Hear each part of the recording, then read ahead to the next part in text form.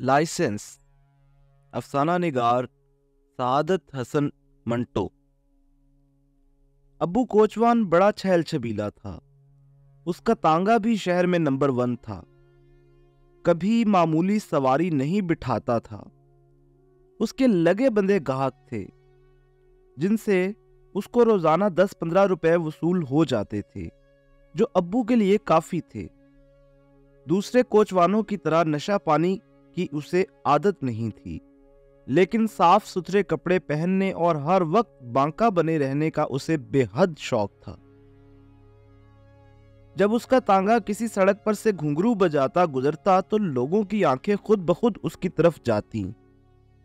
वो बांका अब्बू जा रहा है, देखो तो किस ठाठ से बैठा है, जरा पगड़ी देखो कैसी तिरछी बंधी है। अब्बू लोगों की निगाहों से ये बातें सुनता तो उसकी गर्दन में एक बड़ा बांका खम पैदा हो जाता और उसके घोड़े की चाल और ज्यादा पुरकशिश हो जाती।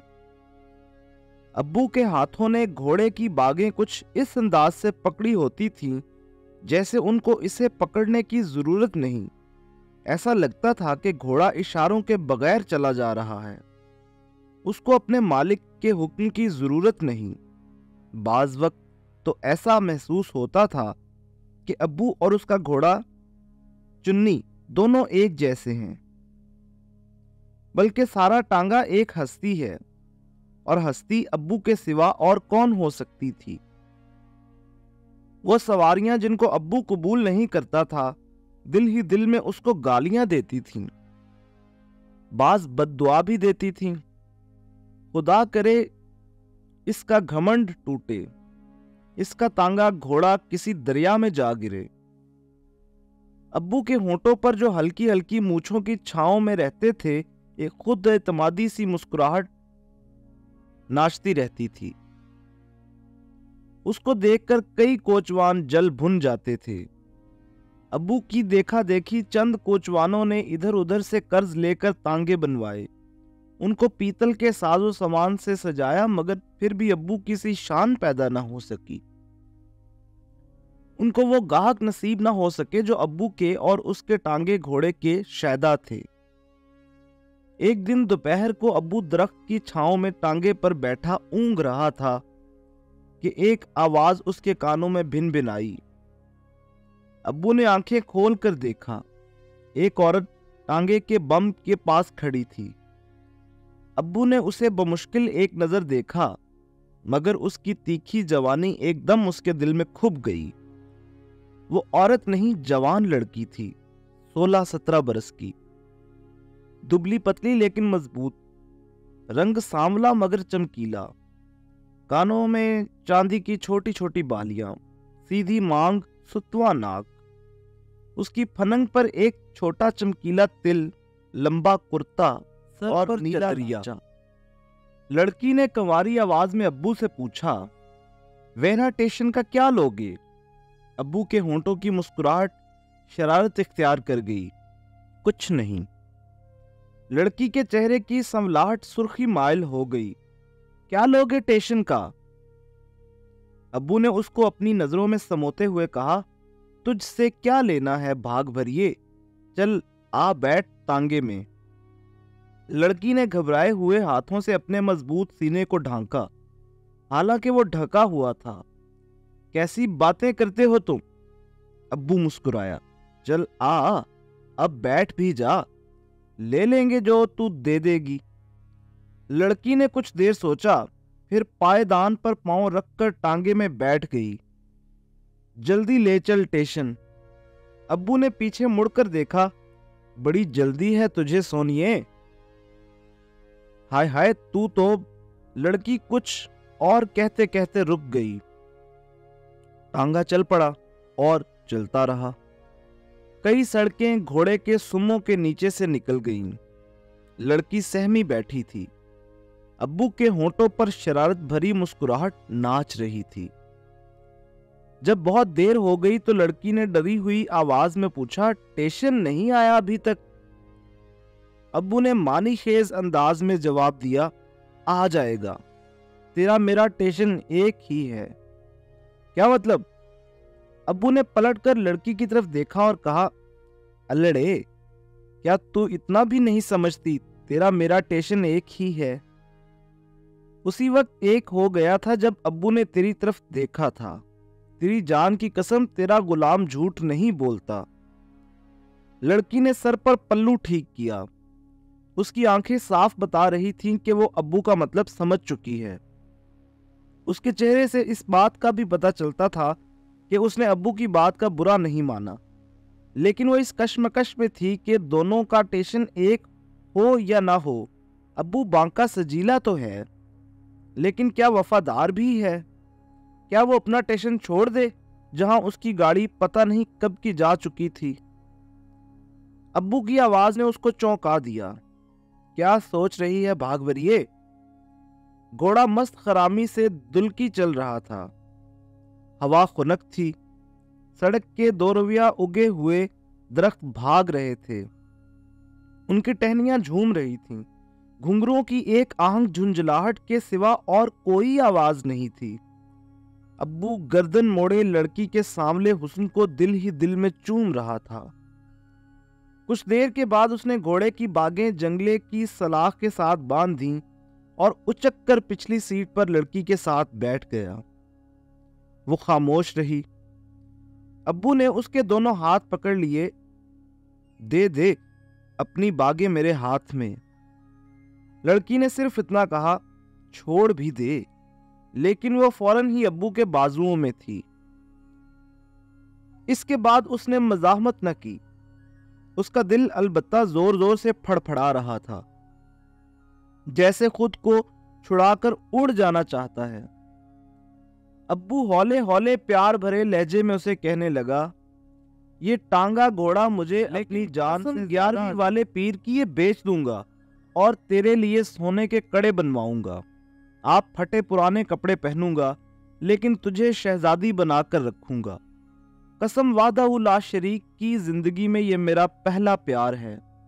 तुम मेरी ना बनी तो मैं तेरे सामने गला काट लूंगा अपना। फिर उसने लड़की को अपने से अलहदा कर दिया।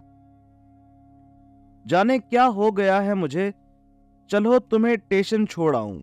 लड़की ने हौले से कहा, नहीं, अब तुम मुझे हाथ लगा चुके हो। अब्बू की गर्दन झुक गई। मुझे माफ कर दो, मुझसे गलती हो गई। निभा लोगी इस गलती को? लड़की के लहजे में चैलेंज था, जैसे किसी ने अब्बू से कहा हो, ले जाओगे अपना टांगा इस टांगे से आगे निकाल के? उसका झुका हुआ सर उठा, आंखें चमक उठीं। भाग भरिए, ये कहकर उसने अपने मजबूत सीने पर हाथ रखा। अब्बू अपनी जान दे देगा। लड़की ने अपना हाथ बढ़ाया, तो ये है मेरा हाथ। अब्बू ने उसका हाथ मजबूती से पकड़ लिया। कसम अपनी जवानी की, अब्बू तेरा गुलाम है। दूसरे रोज अब्बू और उस लड़की का निकाह हो गया। वो जिला गुजरात की मोचन थी। नाम उसका इनायत यानी नैती था। अपने रिश्तेदारों के साथ आई थी। वो स्टेशन पर उसका इंतजार कर रहे थे कि अब्बू और उसकी मुठभेड़ हो गई, जो फौरन ही मोहब्बत की सारी मंजिलें तय कर गई। दोनों बहुत खुश थे।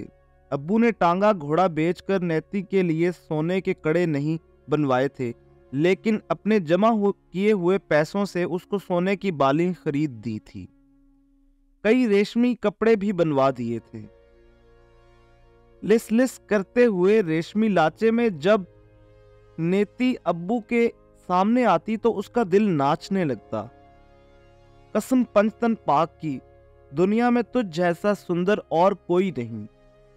और ये कहकर वो उसको अपने सीने के साथ लगा लेता, तू मेरे दिल की रानी है। दोनों जवानी की मस्तियों में गर्क थे, गाते थे, हंसते थे, सैरे करते थे, एक दूसरे की बलाएं लेते थे।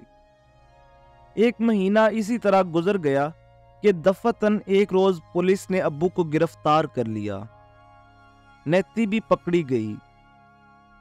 अब्बू पर अगवा का मुकदमा चला। नैती साबित कदम रही, लेकिन फिर भी अब्बू को 2 बरस की सजा हो गई। जब अदालत ने हुक्म सुनाया तो नेती अब्बू के साथ लिपट गई। रोते हुए उसने सिर्फ इतना कहा, मैं अपने माँ बाप के पास कभी नहीं जाऊंगी, घर बैठकर तेरा इंतजार करूंगी। अब्बू ने उसकी पीठ पर थपकी दी, जीती रह, टांगा घोड़ा मैंने देने के सपुर्द कर दिया हुआ है, उससे किराया वसूल करती रहना। नेती के माँ बाप ने बहुत जोर लगाया मगर वो उनके साथ न गई। थक हार कर उन्होंने उसको अपने हाल पर छोड़ दिया। नेती अकेले रहने लगी। दीना उसे शाम को 5 रुपए दे देता था जो उसके खर्च के लिए काफी थे। इसके अलावा मुकदमे के दौरान में रोजाना 5 रुपए के हिसाब से जो कुछ जमा हुआ था वो भी उसके पास था। हफ्ते में एक बार अब्बू और नेती की मुलाकात जेल में होती थी, जो कि उन दोनों के लिए बहुत मुख्तसर थी। नेती के पास जितनी जमा पूंजी थी वो अब्बू को आसाइशें पहुंचाने में सर्फ हो गई। एक मुलाकात में अब्बू ने नेती के बुच्चे कानों की तरफ देखा और पूछा, बाली कहाँ गई नेती? नेती मुस्कुरा दी और संतरी की तरफ देखकर अब्बू से कहा, गुम हो गई कहीं। अब्बू ने कदरे गुस्से होकर कहा, तुम मेरा इतना ख्याल रखा ना करो, जैसा भी हूं ठीक हूं। नेती ने कुछ न कहा, वक्त पूरा हो चुका था। मुस्कुराती हुई वहां से चल दी मगर घर जाकर बहुत रोई, घंटों आंसू बहाए, क्योंकि अब्बू की सेहत बहुत गिर रही थी। इस मुलाकात में तो वो उसे पहचान नहीं सकी थी। ग्रांडियल अब्बू अब घुल घुल कर आधा हो गया था। नेती सोचती थी कि उसको उसका गम खा रहा है।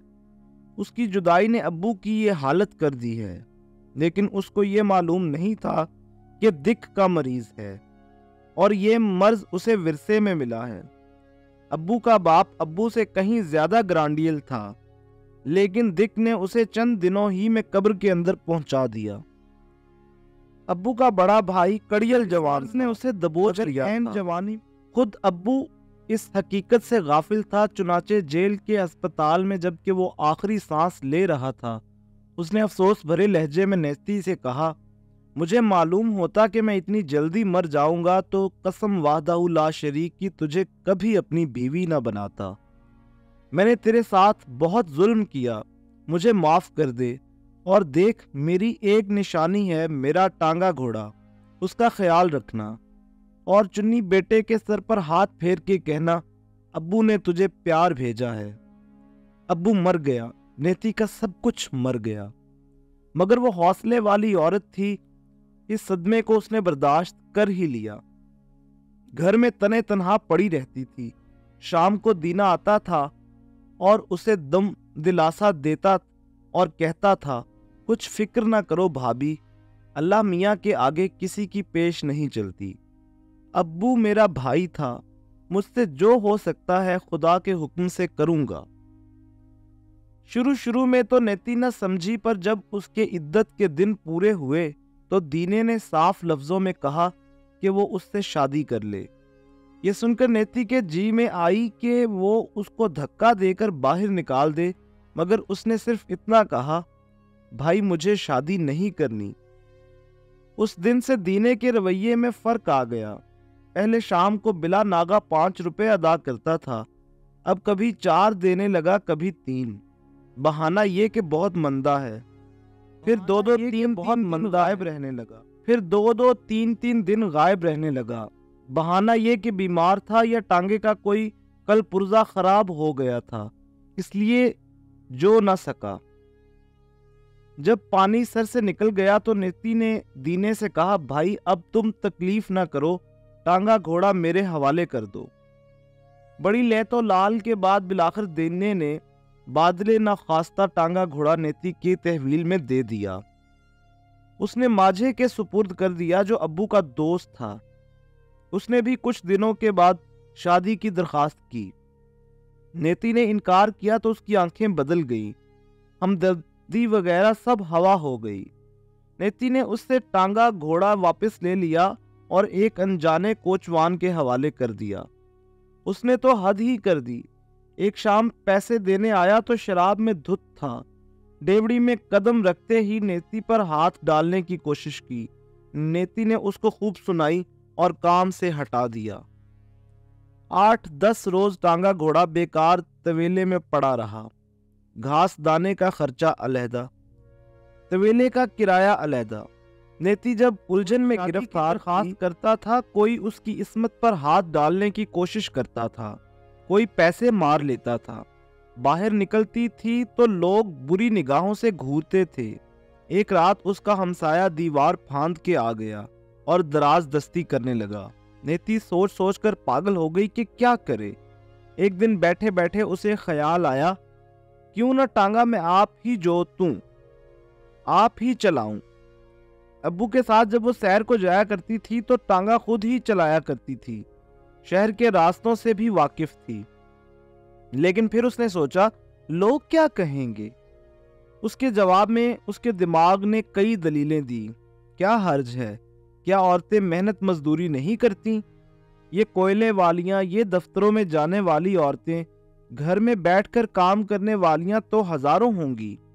पेट किसी हीले से पालना ही है। नेति ने कुछ दिन सोच विचार किया, आखिर में फैसला कर लिया कि वो टांगा खुद चलाएगी। उसको खुद पर पूरा एतमाद था। चुनाचे अल्लाह का नाम लेकर वो तवेले पहुंच गई। टांगा जोतने लगी तो सारे कोचवान हक्का बक्का रह गए। बाज मजाक समझकर खूब हंसे। जो बुजुर्ग थे उन्होंने कहा कि ऐसा ना करो, ये मुनासिब नहीं, मगर नेति ना मानी। टांगा ठीक ठाक किया, पीतल का साजो सामान अच्छी तरह चमकाया, घोड़े को खूब प्यार किया और अब्बू से दिल ही दिल में प्यार की बातें करती तवेले से बाहर निकल गई। कोचवान हैरत ज़दा थे, क्योंकि नेति के हाथ रवा हावी है। जैसे वो टांगा, शहर में एक तहलका बर्पा हो गया कि एक खूबसूरत औरत टांगा चला रही है। हर जगह उस बात का चर्चा था। लोग सुनते थे तो उस वक्त का इंतजार करते थे जब वो उनकी सड़क पर से गुजरेगा। शुरू शुरू में तो मर्द सवारियां झिझकती थीं, मगर ये झिझक थोड़ी देर में दूर हो गई और खूब आमदन होने लगी। 1 मिनट के लिए भी नेति का टांगा बेकार न रहता था। इधर सवारी उतरी, उधर बैठी। आपस में कभी कभी सवारियों की लड़ाई भी हो जाती थी। इस बात पर नेति को पहले किसने बुलाया था? जब काम ज्यादा हो गया तो नेति ने टांगा जोतने के औकात मुकर्रर कर दिए। सुबह 7 बजे से 12 बजे, दोपहर 2 से 6 बजे तक। ये सिलसिला बड़ा आरामदेह साबित हुआ। चुन्नी भी खुश था, मगर नेति महसूस कर रही थी कि अक्सर लोग सिर्फ उसकी कुर्बत हासिल करने के लिए उसके टांगे में बैठते, बेमतलब बेमकसद उसे इधर उधर फिराते थे, आपस में गंदे गंदे मजाक भी करते थे, सिर्फ उसको सुनाने के लिए बातें करते थे। उसको ऐसा लगता था कि वो खुद को नहीं बेचती, लेकिन लोग चुपके चुपके उसे खरीद रहे हैं। इसके अलावा उसको इस बात का भी एहसास था कि शहर के सारे कोचवान उसको बुरा समझते हैं। इन तमाम एहसासात के बावजूद मुस्तरब नहीं थी। अपनी खुद एतमादी के बायस वो पुरसुकून थी। एक दिन कमेटी वालों ने नेति को बुलाया और उसका लाइसेंस जब्त कर लिया। वजह यह बताई कि औरत टांगा नहीं चला सकती। नेति ने पूछा, जनाब औरत टांगा क्यों नहीं चला सकती? जवाब मिला, बस नहीं चला सकती, तुम्हारा लाइसेंस जब्त है। नेति ने कहा, हुजूर आप घोड़ा टांगा भी जब्त कर लें, पर मुझे ये तो बताएं कि औरत क्यों टांगा नहीं जोत सकती? औरतें चरखा चलाकर अपना पेट पाल सकती हैं, औरतें टोकरी ढोकर रोजी कमा सकती हैं, औरतें लेनों पर कोयले चुन चुनकर अपनी रोटी पैदा कर सकती हैं। मैं टांगा क्यों नहीं चला सकती? मुझे और कुछ आता ही नहीं। टांगा घोड़ा मेरे खावन का है, मैं इसे क्यों नहीं चला सकती? मैं अपना गुजारा कैसे करूंगी? हुजूर आप रहम करें, मेहनत मजदूरी से क्यों रोकते हैं मुझे? मैं क्या करूं बताइए ना मुझे। अफसर ने जवाब दिया, जाओ बाजार में जाकर बैठो, वहां ज्यादा कमाई है। ये सुनकर नेति के अंदर जो असल नेति थी जलकर राख हो गई। हौले से अच्छा जी कहकर वो चली गई। औने पौने दामों टांगा घोड़ा बेचा और सीधी अब्बू की कब्र पर गई। एक लहजे के लिए खामोश खड़ी रही। उसकी आंखें बिल्कुल खुश्क थीं, जैसे बारिश के बाद चिलचिलाती धूप ने जमीन की सारी नमी चूस ली थी। उसके भिंचे हुए होंठ वाह हुए और वो कब्र से मुखातिब हुई, अब्बू तेरी नेती आज कमेटी के दफ्तर में मर गई। ये कहकर वो चली गई। दूसरे दिन अर्जी दी। उसको अपना जिस्म बेचने का लाइसेंस मिल गया।